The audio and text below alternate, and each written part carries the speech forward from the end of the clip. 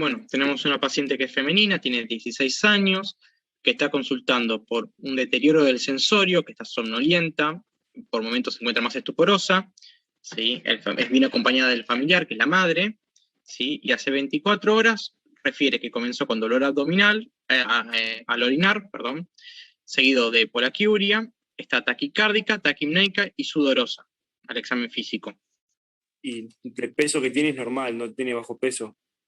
El peso es normal. ¿Qué más se les ocurre preguntarle al paciente? O, bueno, en este caso al paciente no, pero sí a la madre.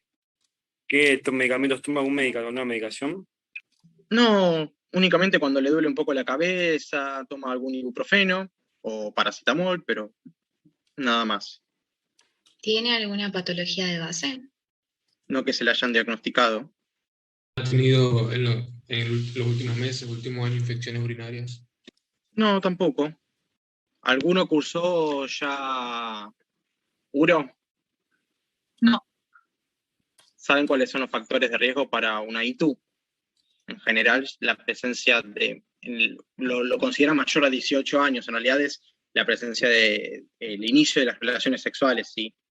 Cuando se inician las relaciones sexuales ya aumenta la incidencia de los factores de riesgo para ITU. Hay otros, ¿no? Obviamente, pero bueno, ese es uno de los importantes. ¿Y la mala higiene también? Obvio, sí, la mala higiene. ¿Diabetes? ¿Cómo? No orina. Despacito, no, se me trabó todo. Diabetes. Diabetes es uno, sí. Todo paciente diabético se considera como inmunodeprimido. Sí. La retención de orina también, sí. Creo que escuché que dijeron. Litiasis también. Litiasis. Malformaciones anatómicas. Eso siempre, sí. Generalmente ya son diagnosticadas de antemano. O sea, hay malformaciones que realmente ya las diagnostican de nenes, de chicos. Pero bien. ¿Qué más le consideran importante preguntar a la paciente o al familiar? ¿Su mamá no tiene ninguna patología? No. Tiene vitiligo la madre nada más. ¿Estaba con mucha sed la nena? Sí, últimamente sí. Y se sentó en el último tiempo. ¿Y la glucemia no se la tomó antes? ¿No se hizo ningún estudio de laboratorio previo a esto? No, hace un tiempito que no se estaba controlando. Y un glucotest, capaz que habría que hacerlo. Bueno, y además de un hemogluco. Y todo el laboratorio, de paso, hemograma, ionograma, también la función renal, a ver si urocultivo, a saber si no tiene, por qué tiene esa disuria, para ver si no hay infección urinaria. Sedimento urinario. Sedimento, urocultivo, hemograma, función urea creatinina, función renal, hemogluco test, o glucemia ya directamente en el test laboratorio. Bueno, y como siempre, la placa de tórax frente y perfil, el electrocardiograma, que va todo en el combo, digamos. Bien, el electro, bueno, placa bien. Falta más. Se puede hacer hemocultivos porque podría pensar en sepsis. ¿Por qué? ¿Qué te haría pensar en sepsis? Claro, porque, o sea, ella tiene las infecciones urinarias, o no infección urinaria, tiene clínica y además tiene fiebre, está somnolienta, está estuporosa, y por ahí tenga una bacteriemia. Fiebre nunca mencioné. A ver. Sí, tienes razón. Está bien. Si tiene fiebre, te doy la derecha, hacerle un hemocultivo. Paciente febril, no está de más hacérselo. Si no tiene fiebre, es raro que presente una bacteriemia, ya de por sí. Porque la bacteriemia generalmente la vas a encontrar generalmente cuando hago los picos febriles. Y habría que hacer un estado gaseoso también, ¿no? Por la taquimnea. Sí, un estado gaseoso habría que hacérselo. Sí. ¿Cuáles son los parámetros que constan dentro del estado gaseoso? Habría que ver el bicarbonato, el pH, dióxido de carbono, oxígeno. Presión de dióxido de carbono, presión de oxígeno, el ion gap. Hay algunos laboratorios que te lo hacen, otros en realidad lo tenés que calcular vos. ¿Qué más? Los hidrogeniones. El pH. Después también te está lo que es el exceso de bases, ¿sí? Y láctico, ¿sí, chicos? El estado de base cuenta también del láctico. Bueno, ¿y qué más le falta pedirle? Les pidieron el electro, Le pidieron el sedimento urinario, el hemocultivo, el laboratorio, la placa. Del laboratorio, ¿falta algo más? ¿Una beta coriónica humana? No está mal pedirlo, bien, bien. Si es sexualmente activa, no está mal pedirlo, sobre todo en los cuadros que pueden presentarse con dolor abdominal, nunca está de más. ¿Hepatograma puede ser? El patograma te podría solicitarse, sí, sin lugar a duda. Unas tiroideas, perfil tiroideo. No se hace por guardia. Ok. ¿Qué altera la presencia de... que tienen que evaluar antes de administrar? ¿Qué están pensando? Vamos a pensarlo así. Y pasaría una diabetes. Cetoacidosis. Bueno, Cetoacidosis pensando en un cuadro diabética. así. Cuerpos cetónicos. ¿El tratamiento en qué consistiría? ¿No le usaría el sodio? ¿El sodio y qué más? El potasio, está dentro del ionograma. Potasio, sí. Además tienen que sacar el anion gap. ¿Cómo se saca el anion gap? ¿Cómo se sacaba el anion gap en un paciente? Sodio más potasio menos ¿qué? Cloruro en realidad. Sodio Menos más potasio, cloro y menos bicarbonato. Más ¿sí? bicarbonato. Menos cloro y bicarbonato. Menos cloro más bicarbonato, sí. Con eso saco el anion gap, por lo tanto necesito el bicarbonato, el cloro, el sodio, el potasio, sí, para sacarle todo el estado ácido al paciente. ¿Cómo esperan encontrar el anion gap, perdonen? ¿Cómo esperan encontrar el anion gap en un paciente con sospecha? Alto. Alto, ¿mayor a cuánto? ¿Cuánto es alto? 18, ¿no era? 16, 18, 12, 12, 14 ya lo consideran a partir de ahí alto. 12 más menos 4 generalmente. A partir de eso se considera alto. Bien. Entonces sería sodio menos, sodio potasio menos cloro bicarbonato. Sodio más potasio, eso entre paréntesis, ¿sí? Menos cloro más bicarbonato entre otros paréntesis. Así sacan el anion gap. El potasio a veces se pone, a veces no se pone porque son 4, 3 a 5 equivalentes, tampoco varía demasiado. Pero el resto sí. La completa sería esa. Bueno, en el laboratorio tienen una eritro elevada, leucocitosis, una glucemia de 313, un pH de 7,15, bicarbonato de 11, cetonemia, cetonuria, glucosuria positiva. El electro está normal. ¿Cómo manejarían a la paciente? Habría que internarla ya, a terapia intensiva. Bueno, sí. Se solicita cama en terapia, sí, llaman a los de terapia, solicitan internación. Y reposición de potasio. Con cuidado porque tampoco... ¿Cómo va a estar el potasio antes de iniciar un tratamiento? ¿Alto o bajo? Bajo. Puede variar, puede estar bajo, normal, aumentado. Pero en general bajo. En general bajo. Bien. ¿Y qué es lo primero que habíamos acordado que se hacía en un paciente con cetoacidosis? El primer tratamiento que iban a instaurar. Líquido. Reposición. Fisiológica, sí, insulina. Reposición hidroelectrolítica, sí. ¿Qué le administran? ¿Qué y cuánto y cómo? ¿Se acuerdan cuánto era?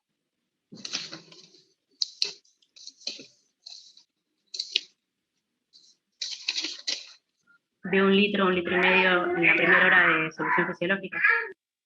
Litro y medio, sí. De solución fisiológica. Eso en la primera hora, sí, perfecto. ¿Qué más? A partir de la primera hora, obviamente, vuelvo a realizar el estudio para evaluar nuevamente cómo está el medio interno de la paciente. Además del 1,5 litros dentro de la primera hora. Insulina en bolo intravenoso. Continuemos con la de fluidoterapia. Además de eso, ¿qué más? Y también se da una ampolla de cloruro de sodio hipertónico, de 10 mililitros al 20%. No hace falta en líneas generales. En líneas generales no hace falta. Generalmente se pasa 1,5 litros en la primera hora. Sí. ¿Por qué te digo? Si podés, tendrías que ver cómo está el sodio corregido para pasar una solución salina hipertónica. Porque si te da normal no tiene sentido pasarlo. No vas a reponer hiponatremia. Entonces lo primero que haces es expansión con solución fisiológica, 1,5 litros en la primera hora. Luego, dentro de las primeras 3 horas, se vuelve a poner, se sigue haciendo una reposición intensa, ¿sí? 1 litro por hora. O sea, En total, en las primeras 4 horas, 4 litros y medio le van a pasar. ¿Sí? Hacen la primera reposición del litro y medio. Le vuelven a sacar un hemogluco, ¿sí? Y continúa elevada. ¿Cómo continúan ahí el tratamiento? Y hay que aplicar la insulina corriente, endovenosa, o cristalina o regular. Lo mismo. Bien, bien, perfecto. Se aplica insulina corriente, ¿sí? Y ahí se puede hacer otra cosa. Se puede conectar una bomba de infusión de insulina, ¿sí? Una bomba de infusión continua de insulina. Una consulta mucho sobre eso. Te iba a preguntar, ¿en la bomba de infusión continua se puede usar la insulina aspartica? ¿Es muy rápida? Pues yo vi que No, se le usaba... es regular. Es regular. Ok.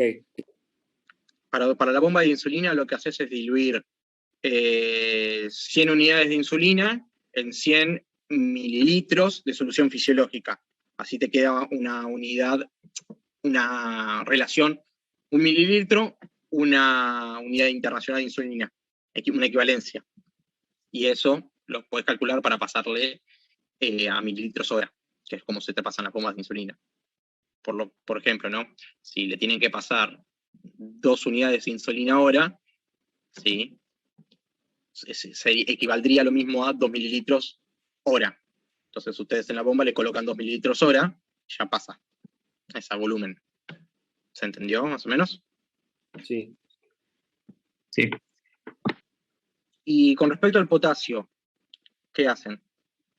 Si yo les digo que el paciente tenía un potasio de 3, que la paciente era femenina, le cambié el género recién, que la paciente tenía un potasio de 3. Y hay que esperar que el potasio suba a 3,5 para iniciar el tratamiento con insulina. Bien, ¿por qué? ¿Qué hace la insulina? Baja el potasio, ¿sí? Puede exacerbar también, ¿no? Ahí está, lo pusieron en el chat. Baja el potasio, si la insulina genera una hipocalemia, ¿sí? Si ya tengo un valor que está disminuido de potasio, si yo le genero le doy la dosis de insulina, ¿sí? Puedo generar una hipocalemia sintomática, incluso llevar arritmias, alteraciones electrocardiográficas. ¿Sí? Por eso siempre en control continuo la paciente de control monitoreo continuo. Bien, le pasaron potasio, le hicieron la bomba de insulina, o la insulina corriente, le pasaron la reposición hidroelectrolítica. ¿Sí? Bien, ¿y en qué momento deciden agregarle un dextrosado? Cuando hay valores de 200 a 300 gramos por decilitro, ¿no era? Menor a 250. 200 o 250, depende de la guía que se lea, de la americana o de la inglesa. Si uno establece 250, el otro 200. A partir de 200 generalmente, ¿sí? Lo que se hace es agregarle un dextrosado al 5%, ¿sí? Generalmente a un plan de hidratación bajo, 21 mililitros hora, 21 gotas minuto, perdón. Y lo que hacen con eso, ¿sí? Es evitar la hipoglucemia asociada a la bomba de infusión. Ahí, cuando le agregan el dextrosado, lo que hacen generalmente es bajar la velocidad de la bomba a la mitad. ¿Sí? ¿Se va entendiendo? Sí, perfecto. Después, obviamente si llega a ser necesario porque tiene un bicarbonato muy disminuido, un pH muy bajo, se puede agregar también bicarbonato de forma endovenosa. Puede ser necesario y se puede llegar a administrar. Realmente en la mayoría de los casos no es tan obligatorio porque revierte con el tratamiento ya mencionado. El diagnóstico era una cetoacidosis, una complicación aguda de la diabetes. Bien, cuando ya el ion cap se normalice, el pH se normalice, el carbonato empieza a aumentar a la normalidad, la glucemia se encuentre por debajo de 200, 250, ¿sí? De forma estable y constante, ahí ya es criterio de indicación para ya poder destetarlo de la bomba, ¿sí? Y continuar el tratamiento de forma normal con insulina corriente subcutánea. ¿Sí? Y con respecto a los síntomas de acá por atrás, ¿sí? De la disuria, la polaquiuria, ¿sí? ¿Qué les hace sospechar? Ya sé que no pusieron renal, pero bueno, ¿qué les hace sospechar eso por lo menos? Y ya tengo afectación renal. Es decir, y bien, una infección, sí, una infección urinaria del tracto urinario. ¿Sí?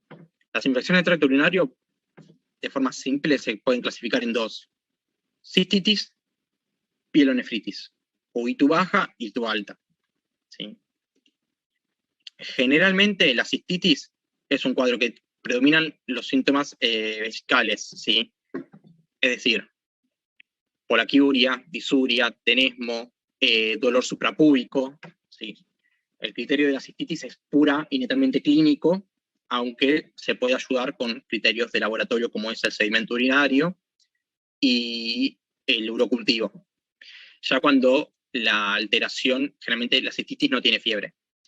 Ya cuando la alteración es de una vía alta, ¿sí? Cuando hay una afección del riñón, ¿sí? Es que lo que se denomina pielonefritis, la paciente va a estar febril, ¿sí? Va a tener todos los síntomas mencionados, puede presentar hematuria, ¿sí? Generalmente es microscópica la hematuria. Por lo tanto, el cuadro de la paciente es más relacionado a una cistitis, que es una infección de vía baja. Ese cuadro, yo les voy a dar la respuesta porque eso se va a ver ahora después en el próximo era renal. A los que cruzaron uro ya lo tendrían que haberlo visto en la rotación. Generalmente las cistitis se tratan con antibióticos, como toda infección, ¿no? El que se usa para la cistitis es la nitrofurantoína. Generalmente se suele usar 100 miligramos, que se venden en forma, acá en Argentina se venden en forma de macrocristales, ¿sí? Se usan 100 miligramos cada 6 horas. Se usa eso durante 5 a 7 días máximo, y es el primer tratamiento de elección. Si no responde, se puede utilizar otros fármacos, pero el principal de elección es ese porque es el que menos resistencia antibiótica tiene. Por ejemplo, el TMS o la Cipro, para lo que es cistitis, como últimamente en los últimos años se usó en exceso, generaron una alta respuesta una alta... Ahí se me fue la palabra. Resistencia. Resistencia. Gracias, chicos, perdón, se me fue la palabra. Una alta resistencia, sí, en el medio extrahospitalario. Entonces, nada, se vio que utilizar esos, el TMS tenía una tasa de efectividad del 20%, tiene una tasa de resistencia del 80% casi. La Cipro, similar. Entonces, nada, se trata de utilizar esos para una cistitis en casos en los cuales el urocultivo de que el agente causal es sensible a esos antibióticos. Esto es todo con respecto al caso de hoy. ¿Les quedó alguna duda con respecto a cetoacidosis? ¿Algo que quieran sacar ahora, antes del examen? Yo te voy a hacer una consulta, Lucho. ¿Y en este caso la respiración de Kussmaul se ve clínicamente? Yo lo que puse en el caso clínico para no hacer eso fue poner que estaba taquipneica directamente. Generalmente sí se puede ver, sobre todo si ya tiene un pH tan bajo, ¿sí? pH de 7,15 con bicarbonato de 11 es muy severo, ya es una cetoacidosis, según la clasificación, entre moderada y severa, más tirando a severa, diría. La glucemia en realidad no está tan elevada para esos niveles, generalmente suele estar más elevada cuando presentan unos niveles tan bajos de pH, suele estar alrededor de 500, 600, incluso 700. Bueno, doctora está, así pasamos al siguiente, a lo que continúa la clase. Sí, Luciano, acá estoy. Sí, estaba escuchando el caso clínico. Bueno, chicos, vamos a empezar con la parte teórica de la clase, ¿sí? Que es dar los temas. La idea del caso era que repasaran un poco un tema que vimos la semana pasada, tema que se pregunta en todos los exámenes. Empecemos por otro tema muy tomado, que es la hipoglucemia. Aparte es una situación clínica que van a ver, hagan lo que hagan en su vida, les va a tocar alguna vez atender a un paciente con una hipoglucemia. Empecemos primero por definir qué es la hipoglucemia. ¿Pasamos, no? Acá las aguas se van a dividir en dos tipos de pacientes. Primero, ¿tengo un paciente diabético o tengo un paciente no diabético? Si tengo un paciente que no tiene diabetes, no se sabe diabético, considero que la hipoglucemia es cuando tiene valores que sean por debajo de 55, que tengan síntomas de hipoglucemia, que ahora vamos a ver, y que cuando yo le administre de alguna manera algo que aumente los valores de glucemia, los síntomas desaparezcan. Esa es la famosa triada de Whipple, que tenemos que tener en cuenta en los pacientes con hipoglucemia sin diabetes. ¿Qué pasa con los pacientes que son diabéticos? Estos pacientes ya tienen un daño en sus islotes pancreáticos. Por lo tanto, considero una hipoglucemia cuando tengo valores por debajo o iguales a 70 acompañado de síntomas, o no, en un paciente que ya tiene diabetes. ¿Sí? ¿Pasamos? ¿Cuál es la fisiología? Cuando yo tengo una glucemia que baja por debajo de 70, tomemos el caso del paciente diabético, lo que empieza a pasar es que disminuye la secreción de insulina, aumenta la producción hepática y renal de glucosa y baja la utilización periférica de glucosa. ¿Qué es lo que empieza a pasar? Empieza a haber secretores de glucemia a nivel central. Pasamos, Luque, la que sigue, la que viene, está mejor la... ¿Te gustó lo de los dos efectos o esto estaba en mi clase vieja? Ah, mi clase vieja tienen todas. Eso estaba. Tienen todas, todas, son insoportables. ¿Qué pasa a nivel de los receptores? Podemos dividirlos en dos, en los alfa-adrenérgicos y en los beta-adrenérgicos. Al bajar la liberación endógena de insulina, aumenta el flujo sanguíneo cerebral por vasoconstricción periférica. A nivel de los receptores beta hay glucogenólisis hepática y muscular, aumento de la liberación de glucagón, lipólisis, lo que les hablé recién, disminución de la captación muscular de la glucosa, aumento del flujo sanguíneo cerebral por aumento del gasto cardíaco, hay descarga de catecolaminas y esto aumenta los efectos de los receptores alfa y beta. ¿Cómo va a ser la respuesta cuando, que hablamos desde la fisiopatología, cuando los valores de glucemia bajan? Cuando me encuentro con valores cercanos a 81, empieza a disminuir la insulina. Cuando tengo valores cercanos a los 70, aumentan el glucagón y las catecolaminas. Cuando tengo valores cercanos a 63, aumenta el cortisol y la hormona de crecimiento. Sí, esos efectos que yo le metí a todas las clases son bastante intensos. Por un año me cuento son aburridos. Cuando tengo valores cercanos a 54, empiezan a aparecer los síntomas de hipoglucemia. Y cuando tengo valores en 47, empieza a aparecer disfunción cognitiva. Es muy común que estos pacientes ya a veces les debuten con síntomas neurológicos, porque están ya en valores bajos, y uno a veces percibe los síntomas en el paciente cuando ya están con valores bastante bajos. ¿Pasamos? ¿Cuáles pueden ser las causas de hipoglucemia? A ver, volvé para atrás algo así, lo hablamos. ¿Qué causas ustedes se imaginan por las que puedo tener hipoglucemia? Uso crónico de hipoglucemiantes como sulfonilureas sin control. Mal uso de la insulina. Bien, una es, usé mucha insulina o tuve un error en la administración, aumenté de más. Otros son los hipoglucemiantes, como las sulfonilureas. ¿Qué más? Estamos hablando siempre de diabético. Un tumor pancreático, o una malfunción del páncreas, insuficiencia pancreática endocrina. Que me pueda generar hipoglucemia, sí, los insulinomas. Actividad física en exceso. Bien, esa es otra. La física en exceso va a dar. ¿Qué más? Hemorrágica. Hablaron dos personas juntas y no los entendí. Yo quería preguntar por el alcohol. El alcohol puede bajar la glucosa en sangre, ¿no? Consumo de alcohol. Sí. La pancreatitis necrohemorrágica tampoco no puede generar. La pancreatitis destruye el páncreas y sí, es probable que estos pacientes tengan alguna alteración en la glucemia. ¿Qué más? Trastornos alimenticios. Los ayunos, sí, es muy común a veces en las mujeres, en las señoritas que se presentan estos cuadros de ayunos, porque en línea general las mujeres hacemos más dietas que los hombres, entonces a veces es común que alguna paciente tenga algún cuadro clínico de hipoglucemia porque no consumió nada, por largas horas de ayuno. ¿Qué más? De nutrición severa, como Yarcor.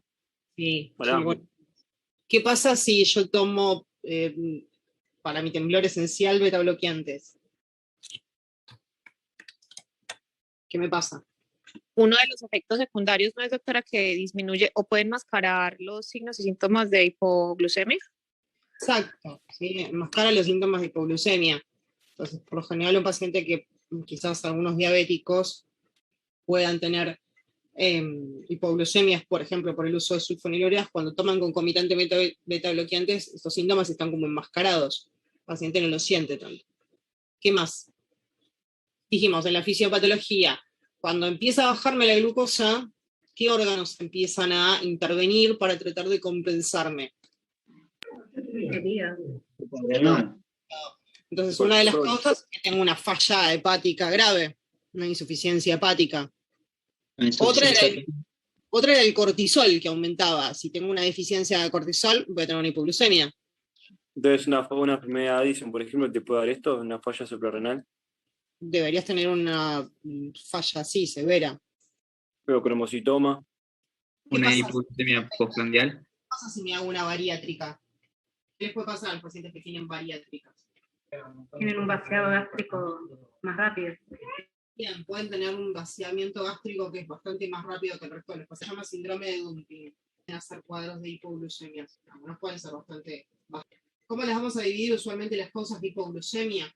En general se las dividen en aquellos pacientes diabéticos y no diabéticos, que es un poco las causas que estamos hablando a partir de ahora. No quita que alguna de las causas que pueden afectar a los no diabéticos afecten también a los pacientes que lo son, por supuesto. Pero es más común que en un diabético la causa sea por el consumo alterado tanto de las hipoglucemiantes orales como de las insulinas, como el ejercicio, el alcohol también les afecta mucho más, los ayunos prolongados. Y en los pacientes no diabéticos también tenemos causas que pueden ser en común, como les decía. Pasamos, Lu. Bueno, esta es lo que más o menos estuvimos charlando a partir de hace un ratito. Pasamos una más, porque creo que está toda. ¿Cuál es el cuadro clínico de los pacientes que se presentan con hipoglucemia? Si hablamos de los síntomas a nivel adrenérgico, los pacientes tienen temblores, palpitaciones, hipertensión, ansiedad, sudoración, taquicardia, irritabilidad, nerviosismo y se altera su apetito. Chicos, estos pacientes a veces están hasta agresivos, ¿sí? Más de una vez me he ligado alguna piña o patada de algún hipoglucémico severo, que después no saben, pobrecitos, cómo pedirte disculpas, pero hasta que lográs corregirles y lográs encontrar una guía y lográs administrar, a veces se complica. Además de eso, pueden tener efectos relacionados con cefaleas, visión borrosa, confusión, diplopía, cambios en la concentración, alteraciones en su carácter, que era un poco esto lo que les contaba, falta de coordinación, y los pacientes cuando tienen hipoglucemias muy severas entran en coma. ¿Cómo las van a clasificar? Se clasifican en leves, moderadas o graves. Leves, tengo pacientes con síntomas adrenérgicos o compromisos del sistema nervioso, que son los que acabamos de ver, pero no afecta el desempeño normal. Esta es la que no te comió, por lo general, que sufre algún síntoma más que nada adrenérgico. Cuando preguntas hay una ayuna, por lo general todavía está con valores de descenso que no son tan bajos. La moderada es cuando tengo un importante compromiso de los síntomas neurológicos y cuando se altera la capacidad de resolver el cuadro por sus propios medios. Y la grave son pacientes que son absolutamente incapaces de resolver el cuadro por compensación y los pacientes que se encuentran en coma. Cuando decimos que una hipoglucemia es severa, cuando los valores bajan por debajo de 50. ¿Alguno de los que hace guardia vieron alguna vez hipoglucemias? Yo sí, doctora, una vez. Una señora de como de 60 años, pero la estaban confundiendo con que tenía la paciente era como tan viejita ya que, no, 60 no, tenía como 75, 80, pero se veía muy acabadita. Y estaban creyendo que tenía alguna alteración neurológica diferente ya por la edad. Y le dosaron no sé por qué otro médico dijo, bueno, una glucemia. Y le salió, creo que exactamente en 49, 50, pero estaba sudorosa, pálida, hablaba incoherencias, perdía en tiempo y espacio, no podía ya. A veces te parecen cuadros que no tienen que ver quizás con esto, con la hipoglucemia, lo tenés que pensar y sospechar. Claro, pero bueno, la hipoglucemia, entonces ya se fueron por ese lado y le repusieron un poco el azúcar y ya volvió a su estado, bueno, ya sabía quién era, hablaba y ya se ubicó más. Bueno, a mí me pasó una vez hacer un auxilio en Diagonal Norte y 9 de Julio, ¿no se ubican? Para los que están en Capital, lo conocen, bueno, pleno centro de la capital, ¿sí? Con la ambulancia, que nos pasan un paciente agresivo en el personal policial. Cuando fuimos, sí, el señor estaba dando piñas y patadas a lo que se le acercara, y tenía una cadenita puesta que decía, soy diabético. Cuando le hicimos en la ambulancia, entre todas las piñas y trompadas que nos hemos comido, ¿no? El hemogluco estaba en 40. Sí, así que ahí tratar de conectarla, tratar de meter una vía como se pueda. y pasarle la glucosa, pero el auxilio estaba pedido por un paciente agresivo. Acá lo que tienen, sí, es una clasificación de las hipoglucemias, que son más que nada las causas que hemos ido hablando ahora, solo que las clasifica por hipoglucemias de ayuno o hipoglucemias más de tipo reactivas. ¿Cómo las van a tratar? Principalmente lo que tienen que hacer es intentar que el paciente coma algo, si lo puede comer, ¿sí? Si el paciente está en condiciones de poder alimentarse, lo van a tratar de alimentar, para tratar de corregir, ¿sí?, el valor, y si no, intentarán por alguna vía. Uno trata por la que puede a veces, ¿sí? No siempre se logra enganchar la vía. Si le enganchás la vía endovenosa y le puedes pasar glucagón por vía endovenosa, se lo pasás, ¿sí? A veces no es la primera opción, pero cuando el paciente realmente está muy excitado por la hipoglucemia y no podés encontrar ninguna vía, podés recurrir a la vía intramuscular tranquilamente, ¿sí?, para poder pasarlo de alguna manera cuando tenés que pasar por vía parenteral. ¿Me pasás, Lu?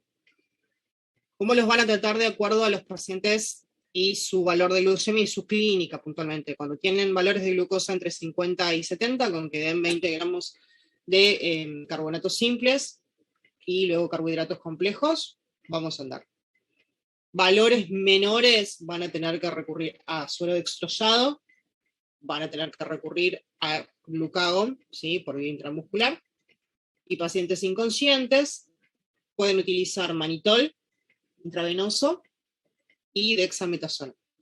Acá tienen un poco más de lo mismo, de cómo los van a tratar de acuerdo a los pacientes que están conscientes o no, el paciente reactivo o no reactivo. Glándula pineal es otro de los temas que entra en la clase del día de hoy. ¿Qué me puede decir que hace la glándula pineal? Secreta la hormona que nos provoca el sueño. Bien, ¿cómo se llama? La melatonina. Ahí está. Sí. La principal función de las células de la glándula pineal justamente es secretar la melatonina para mantener nuestros ciclos diurnos y nocturnos, y nuestro ciclo circadiano de alguna manera, ayudar con esto. La melatonina, como dijimos, es la hormona que nos fabrica la glándula pineal. La mayor producción de melatonina ocurre obviamente por la noche. Existe un pico de producción de melatonina que es entre las 2 y las 4 de la mañana. Por lo general uno se suele dormir bastante más temprano que esto. El pico se produce a las 2 o las 4, por eso si hasta me dormí muy temprano, el otro pico de sueño va a empezar a las 2, y si no me dormí a pesar de eso, el próximo pico va a ser cerca de las 4 de la mañana. Esto sucede en la mayor parte de los individuos de esta manera, pero existen individualidades, por supuesto, cada individuo tiene un patrón individual de secreción de melatonina. Se cree también que hay una relación con la temperatura corporal y la secreción de melatonina. La melatonina empieza a secretarse desde edades muy tempranas, hay picos en la primera infancia, y después de los 40 años empieza a disminuir y en los ancianos disminuye más. ¿Por qué es importante esto? Por lo general son las edades en las que empiezan a aparecer las patologías del sueño, las patologías del insomnio, ¿sí?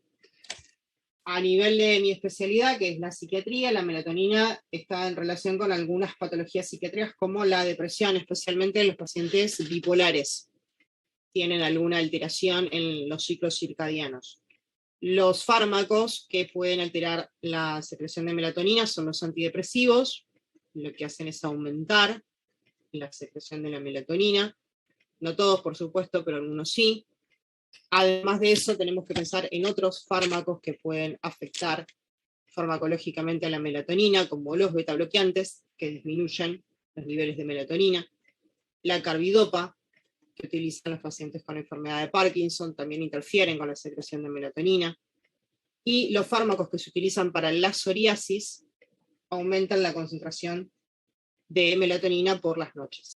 Farmacológicamente hablando, la melatonina, ustedes lo conocen, la marca comercial más común es el Melatol, es de venta libre, ¿sí? Y la usamos como inductor del sueño. Tarda en hacer efecto y hace efecto a dosis un poco más altas, cercanos a los 10 miligramos vía oral.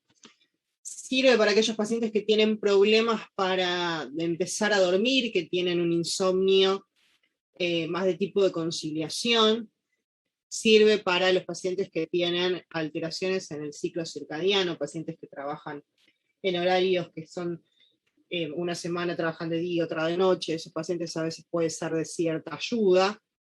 Y sirve para los pacientes que tienen alteraciones por viaje, cuando uno viaja muchas horas digamos, de alguna manera se trastorna un poco esto del ciclo circadiano para los pacientes que tienen jet lag. De alguna manera reduce el tiempo en el que el paciente va a dormir.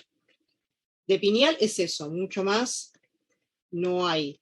¿Sí? Lo que tienen que saber bien es qué hace la melatonina y qué fármacos interaccionan con el uso de melatonina.